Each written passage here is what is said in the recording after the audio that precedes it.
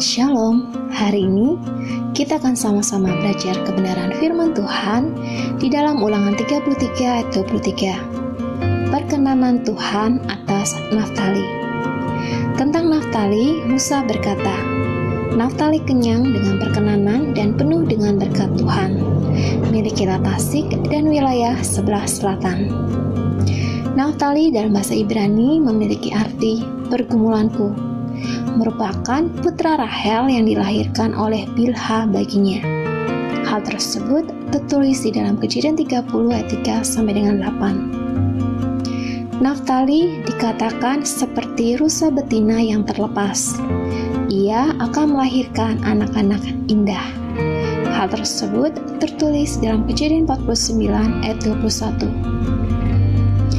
Daerah Helef dari pohon terbatim di Zaananim merupakan salah satu daerah pusaka yang menjadi milik suku Naftali dan merupakan daerah pegunungan dengan lembah yang subur, juga memiliki mata air yang cukup.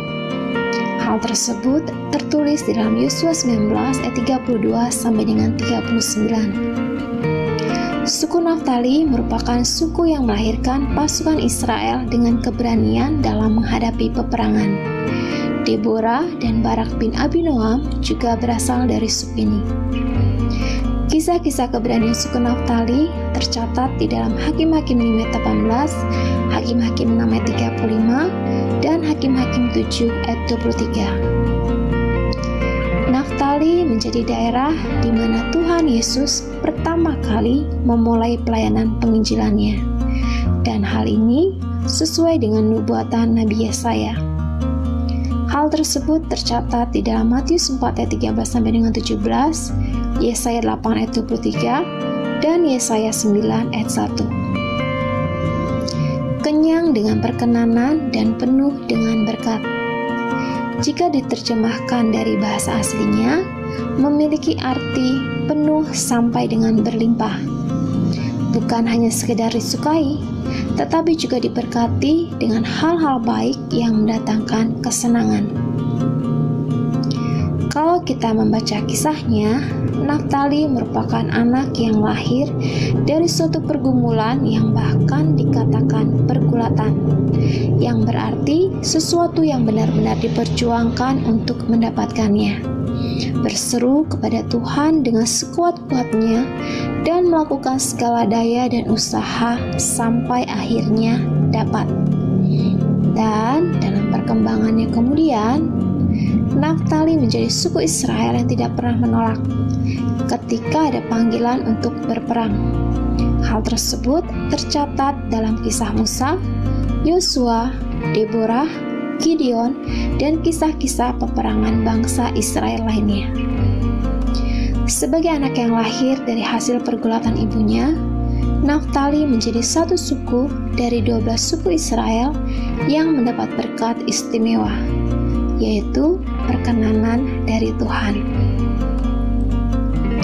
Perkenanan adalah sesuatu yang kita rindukan untuk kita peroleh, baik itu di keluarga, bisa menjadi anak kesayangan bagi orang tua, di tempat kerja, dapat menjadi karyawan kepercayaan dari atasan, atau di lingkungan sosial lainnya. Kita rindu kehadiran kita disukai oleh semua orang, bukan malah sebaliknya, dikucilkan atau dihindari orang. Untuk kita mendapatkan perkenanan Tuhan, ada usaha yang menjadi bagian kita yang perlu dilakukan dalam kehidupan kita setiap harinya, yaitu berani untuk menyatakan kebenaran sesuai dengan hikmat Tuhan, seperti yang tertulis di dalam 2 Timotius 3 ayat 16. Hidup di dalam kebenaran Tuhan, bukan berdasarkan kebenaran sendiri, seperti yang tertulis dalam 1 Korintus 6 ayat 19 sampai dengan 20.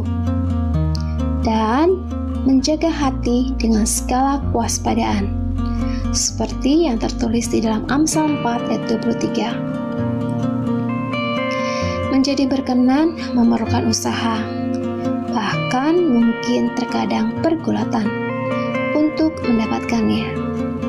Untuk itu, marilah kita bersabar dan tetap kuat dalam setiap pergumulan yang kita alami, apapun itu, dengan terus menjaga iman, pengharapan kita, sampai Tuhan menyatakan perkenanannya dalam pertolongan dan pembelaannya bagi setiap kita.